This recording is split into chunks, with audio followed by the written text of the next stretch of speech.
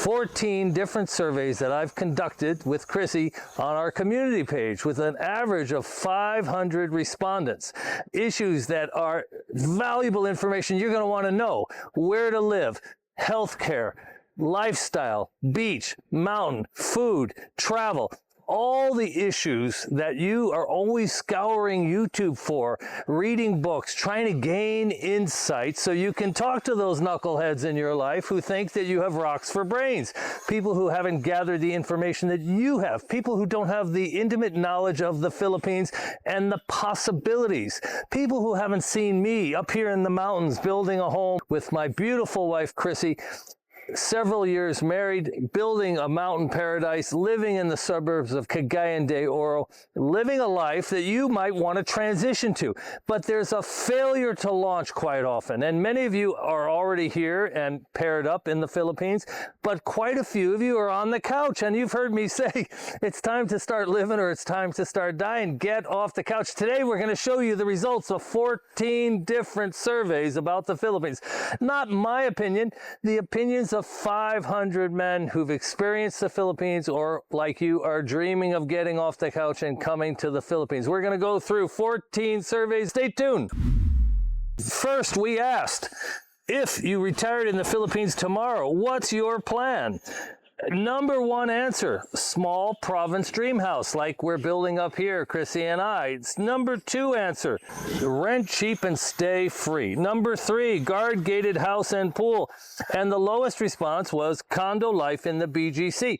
Kind of interesting because whenever we cover BGC, we get a lot of views.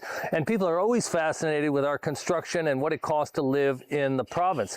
Not everybody has the same dream. Not everybody has the same fantasy. Not everybody wants to meet a 21-year-old Filipina, and not everybody wants to meet a 50-year-old Filipina. You're allowed to have your own fantasy. You're allowed to have your own dream. The problem is when there's a failure to launch. And I'm going to go through these surveys now, the additional 13, to share with you the type of information that can give you confidence to act, to have knowledge that you can act on. That's power. And the people in your life who are telling you, you got to be crazy, the age gap is too big, it's an exotic country with lots of natural disasters, lots of other problems, that you would be crazy, they don't support you. They suffer from what is called cognitive bias. They lack the expertise that you've gained by watching these videos. They lack the expertise you're about to gain by hearing the other 13 surveys that I'm going to share with you next. Now, let's go on to the next survey. If you started over in the Philippines tomorrow, what would matter to you most? Number one answer, peace and simplicity. I wouldn't have guessed that, but it is certainly in these years of your life, when you're retired, most of you, peace and simplicity is something the vast majority of our respondents valued the most. Finding real love. That was my answer. I just want to spend the rest of my life being in love, having my best friend and having someone who I have great chemistry with. I want to feel alive. I just don't want peace and simplicity, but I want both. I do want both. What was number three? Escaping financial stress. You know, the cost of living in the West has gotten out of hand. Most Americans are reporting they have stress at the supermarket. Acquiring food is stressful because their wages are not keeping up with inflation. People want to rebuild their life after divorce. You know, a lot of men have been shattered. The love of their life ended. Their financial resources were destroyed. Inflation, change of relationship, the cost of divorce, putting the pieces back together, 6%. Let's go on to the next survey. If you did launch and come to the Philippines, what would be the hardest to give up? Number one, family back home. Yes, there's video chat, but there's a 12 or 13 hour difference from the East Coast of the United States most of the year. If you live on the West Coast, it could be even more pronounced. It is very, very difficult to keep up with family back home, and most family members feel like there's a death. They're going through the stages of grieving. They feel like you abandoned them, and you're going to have to wait 6 months 16 months, 3 years, for them to forgive you, to not take it personally. So giving up family back home is the #1 answer for this survey. Number 2 is U.S. healthcare. Look, let's face it, we're on pensions, we're in our elder years. These are the years we are gonna have some medical problems. We're all no one's immortal here, and we've all heard horror stories. And one of the challenges we have is, do we live in BGC with St. Luke's? Do we go to Cebu City with Chenhua? Do we live in Dumaguete with Silliman Medical School in a smaller town? Do we go to Davao with good teaching hospitals? Or do we roll the dice and give up on that golden hour? If you fall off a ladder, maybe they can't get you to a decent hospital in an hour. This is top of mind for a lot of men. 23% giving up Western food. Look, forget about a cheese on a cheeseburger. Not really. A pizza, sometimes the cheese comes out of a squeeze bottle. I don't know what they call it. It's mostly water. I think the #1 ingredient in a lot of cheese here in the Philippines is water. So giving up on Western food is very, very difficult. Sometimes you can find restaurants that are owned by foreigners. We have one here in town, Cuesta Roskia, we've talked about. We have KL Clubhouse, owned by an Australian. In Camigan Island, there's a Frenchman owns a nice restaurant called Chills. You get a good cheeseburger there.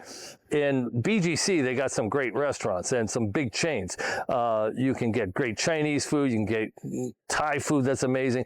So in a big city like BGC, Manila, you can find great food. But most of us are going to live someplace where we're going to give up on Western food. And in 13%, 4 seasons weather. Those of you who like to snowmobile and ski, and you do like to see the change of seasons, you're not going to really get that here. We have a rainy season, which goes from June 1st until Thanksgiving. And we have summer, 3 parts of summer. We have a mild summer, December and January. We have a medium summer, February, April, and we have a hot summer, April and May. And April and May can be very, very hot and uncomfortable, but it's a great time to go to Boracay if you're into a world-class beach, as we did in a recent video. Okay, moving on. 633 people responded to the question, what matters most in a Filipina partner? This one really shocked me.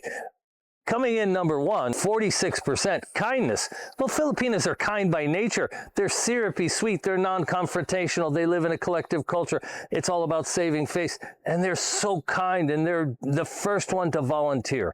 They're all about maintaining their evergreen status within their family, within their romantic relationship, within their job environment, and they exude kindness. So I think that's a little bit of a default. Maybe that's why the respondents are here checking out the Philippines. What's #2? Family values. Now, Filipinas are tight with their family, and you're going to get a multi-generational family values kind of experience here. If you meet a Filipina and she's estranged from her family, this is a red flag. It's very uncommon. There could be a root cause, and there's 2 sides to every story. So beware. #3, physical attraction. Now, you know, most of us are in our 50s, 60s, and 70s. Most are on pensions. Most of us are going to have a hard time not being physically attracted to a young Asian woman who's height, weight proportional with a beautiful head of hair. That seems to be the least of our worries, but it's 16% physical attractiveness. And I always say, learn to love yourself and search for 2 things and never shortchange yourself. The world's best chemistry you ever had, that's the physical attractiveness. And she should be your best friend. And don't settle. This one blew me away. In 4th spot, intelligence, 6%. Holy cow. How can you have a best friend and you're only 6% intelligence? I am sorry, but if I had to weight these answers, I think intelligence might be #2 at least. You need to have an intelligent woman. I always tell my clients, and we've done hundreds and hundreds of consultations with men who are just getting started, and just again today I had another client call me showing me the engagement ring, and they're moving in together. A woman with a college education who's proficient in English. She may not know who Napoleon is, but she'll know pop culture in America, and she can talk and learn and be a business partner or someone to travel with or someone to have hobbies with. You need to be intellectually intellectually stimulated, intelligence, I think, deserves more than 6%. Let's see the next survey. What monthly budget are you comfortable with in the Philippines? This is a huge issue. Everybody wants to get to the bottom of this. Survey says 49%, 2,500 US dollars. And I've said this before, you can even live in the subdivision that I'm at in the suburbs. We pay about $900 a month in rent. And if you have a rent of $900, you can make it work on $2,500, especially if you're a veteran and you have your medical care included and you don't have to come out of pocket. A lot of men drop their Medicare Part B and they save the $180. They take out a peso plan for $100. Groceries are going to be, $15 a day typically, and the utilities are not very high here, and you can get a really nice house for much, much less than $900 US dollars a month. So $2,500 is the sweet spot for comfort. It's really not $1,500. You can do it for $2,000. $2,500, you are comfortable and you are making way more than an average middle-class Filipino. In fact, 2 school teachers with 15 years experience are not making $2,500 a month as a couple. What was number 2? $1,500 US dollars. 21% said just $1,500 they're comfortable with. And maybe they've been here before, they've seen province life, they know how they can live in the province. And, we showed a house for $41 a month. And we're going to show you, wouldn't believe it. I just saw video of the whole neighborhoods in that house, wiping it clean. It is perking up something amazing. That $41 a month house is going to turn into something nice. There's like half a dozen Filipinos in there scrubbing it down. More on that later. So $1,500 a month, you can make it happen. You can easily make it happen in the provinces. In particular, you're going to make some sacrifices in terms of healthcare and in terms of going out to eat and travel, and you're just not going to enjoy a very glorified life. Third was 19% said $4,000 a month. Now, $4,000 a month, you can own a private vehicle and have insurance, have extra medical insurance. You can travel every year with $1,000 extra dollars of travel. You can go to Thailand, you can go to Malaysia, you can go, all over Southeast Asia. You can save up money for that visit home every 6 months or every year. $4,000, you are in the top 1% of all wage earners in the Philippines. $3,900 a month puts you in the top 1%. You will be in the top, one of the 22,000 richest wage earners in the Philippines. And last was $6,000 a month or more. And that's a lot of guys in BGC and in Makati. They have that money. Nowadays, there's a large amount of military disability retirees here. They get roughly $3,900 US dollars a month. Plus, many of them have Social Security on top of it. And there's a lot of guys here doing very, very well, either because of their corporate pensions, their savings. So there is a broad range, but that's what this, let's go to the next survey. What would finally convince you to get off the couch and move to the Philippines? Well, the failure to launch question. Top answer. Number 1, 31%, the right relationship. And this is how a lot of guys are stuck. They won't move until they get the right relationship. Number 2, what we just talked about, lower cost of living. Number 3, the lifestyle. The Philippines has a laid-back lifestyle. Everything takes forever. Nobody's in a big hurry. Forget about good customer service, because the lifestyle is nobody really cares and nobody is going to jump through hoops. Everything happens in its own time. And the lifestyle here is low stress. And number 4, 18%, they're just burned out in the West. The burnout is so intense. The feeling of feeling lost and just in the wrong place, living in the wrong body, being in the wrong city, dating women of the wrong type. It's such an intense feeling. That's what's going to motivate you to make the move. And I would tell you again, it's time to get off the couch, either start dying or start living. Look, so many men are in this suspended animation. We're getting a PhD in YouTube. We're trying to gather information, but we've been scammed before. We haven't met the right Filipina. We don't have perfect. Don't let perfection be the enemy of a good start.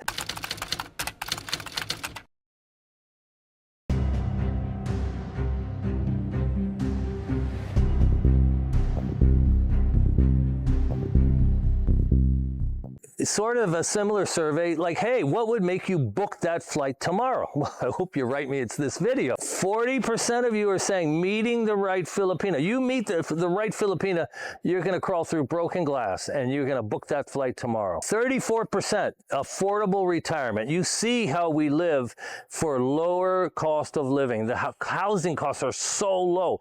It is, labor is so low. The minimum wage here is like $7 a day. You know, you can have maids and drivers and house cleaners and nannies, and you can have people fix your plumbing. It is really a low cost of living. 16% starting life over. Come on. What you got is, you know, let's reshuffle the deck. You're not happy with the cards you've been dealt. Let's go ahead and reshuffle. I reshuffled the deck. I met Chrissy when I was 66. Come on. That was a late reshuffle. So I reshuffled the deck. So should you. 11% simple living, escaping stress, getting out of that dog-eat-dog Western culture where nobody knows their neighbors and nobody's nice to each other. Let's go to the next survey. What is your biggest fear about moving to the Philippines? What's your super glue? Why is your butt stuck to that couch?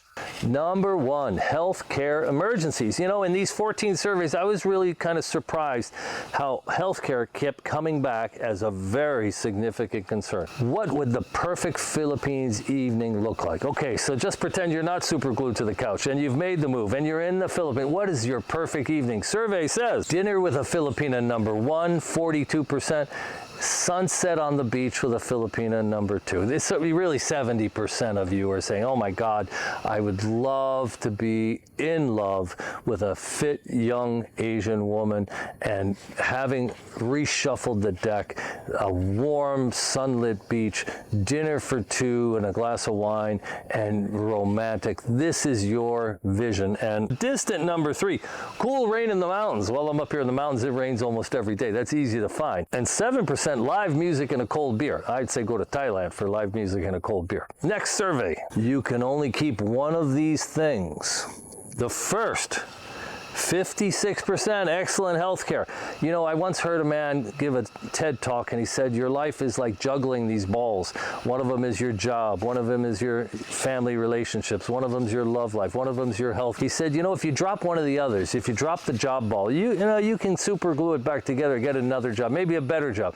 But if you drop your health on the floor and that glass ball breaks, it may not be able to put back together. So that's the one that you can't really keep the other balls in the air if that one breaks. And 56% said that's the number one thing if you can only keep one. So I think everybody agrees on that. But 20% were willing to, if you could only have one thing, they'd give up on their health for a loving Filipina. I mean, there's nothing better than a loving Filipina, except maybe having good health. Let's see, number 2, 3, and 4. 13%, again, simplicity, peace and simplicity. There's a certain segment of you guys, they just want to get away from the stress. And then in 12% is financial security. And again, there's a large percentage of you who are very practical, and you're the guys who know you can't have peace and simplicity. You can't be in a low stress environment without your finances being in order and your health being in order. 500 respondents to the next survey. Which regret would hurt you the most? And this survey,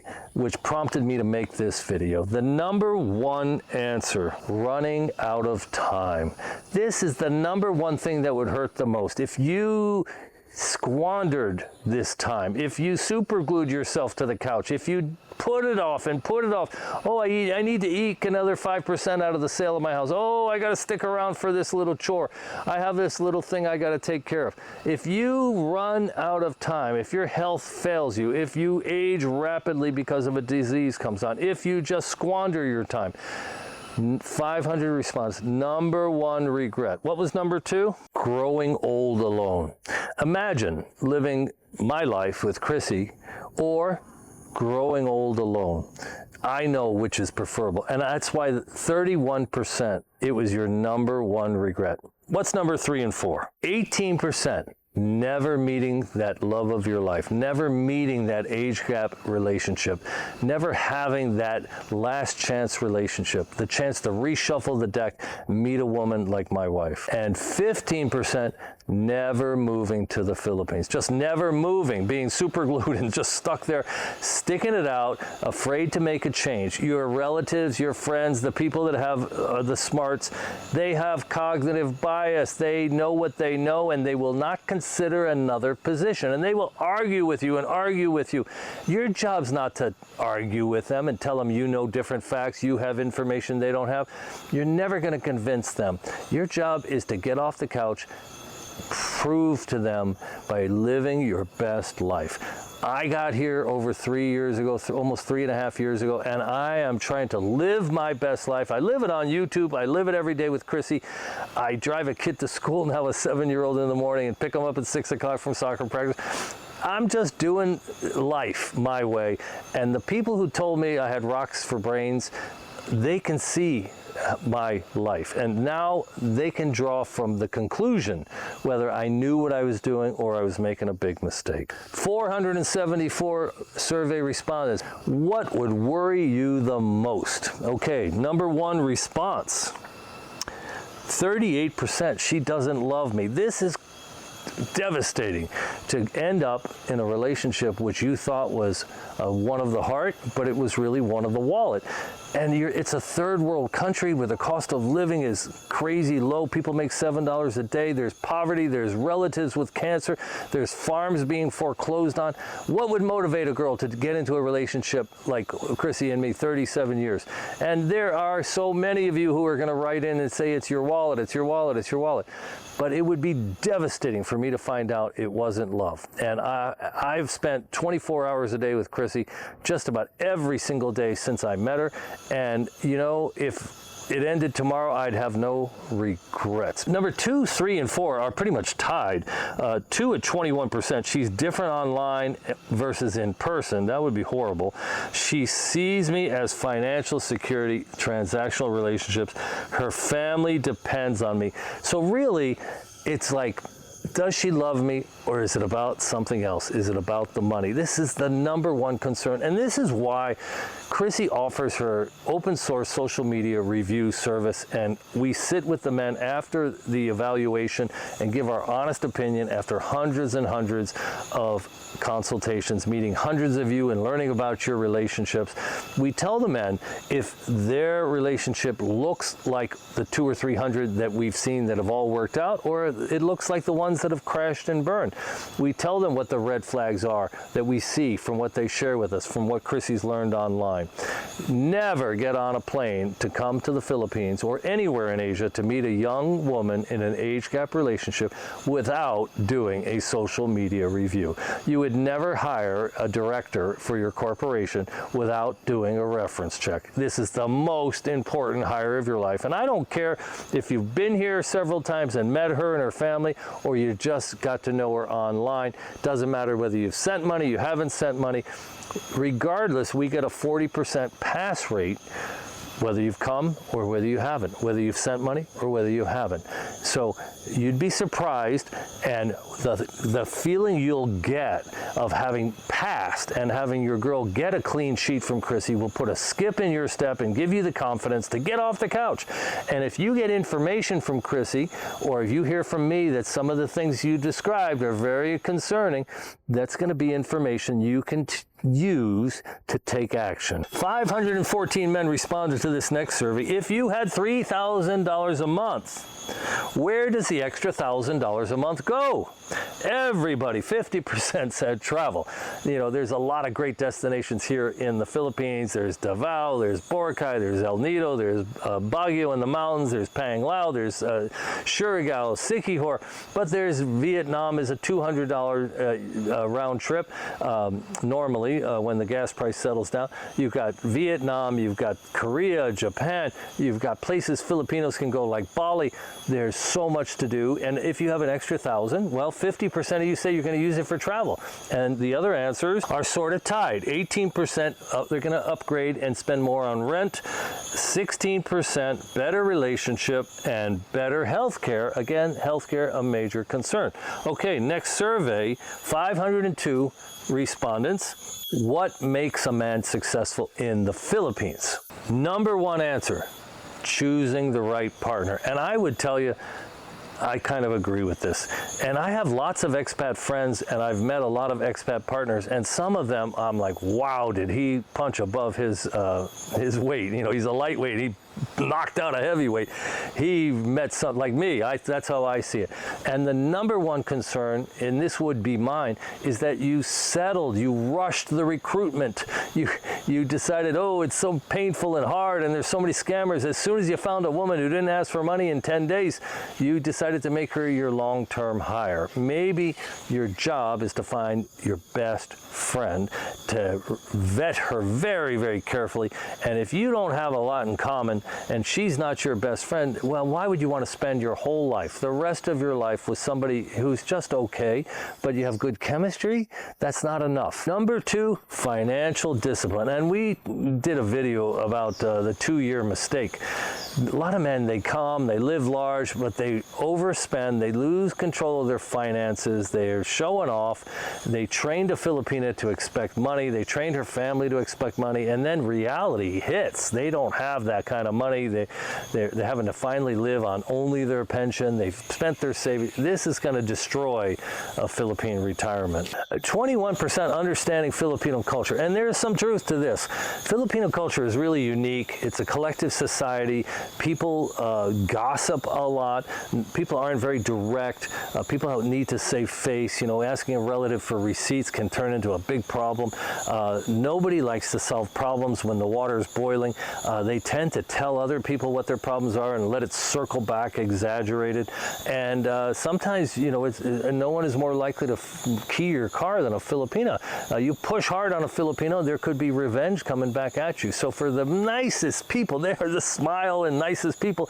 Understanding the culture is really kind of important. I do agree with that. And last, patience. Now, what could destroy a retirement here in the Philippines is expecting to get a cheeseburger when you order a cheeseburger, to expecting to get ranch dressing when you ask for ranch dressing. Just to get a fork and a napkin given to you when you sit down with a menu is a lot to ask for here. Patience is going to be required. God forbid you have to go to a government office or deal with a hospital. You are going to learn patience. And if you can't, you're going to make yourself just sick with high blood pressure. And the Filipino people are going to see it in you, and they will despise it. They don't like it. So this could really ruin a retirement. And there you have the opinions of roughly 500 men about your potential retirement. The failure to launch. Those who have launched the rocket and landed here in the Philippines, what have they learned? There is more that you can learn. I offer a free book on dating in Asia. It's called A Western Man's Guide to Dating in Asia and the Philippines. I give it away for free. It's around 90 pages. Chrissy and I wrote it. In the back is the 13-page PDF on how to conduct your own open source social media review. And I have a book on Dumaguete, the Dumaguete City Guide. We have some other PDFs that are helpful we've talked about before. And at Amazon, our #1 best-selling travel guide, Fly Me to the Philippines, A Modern Man's Guide to Living, Traveling, and Finding Love in the Philippines. Till next time, Chrissy will be back.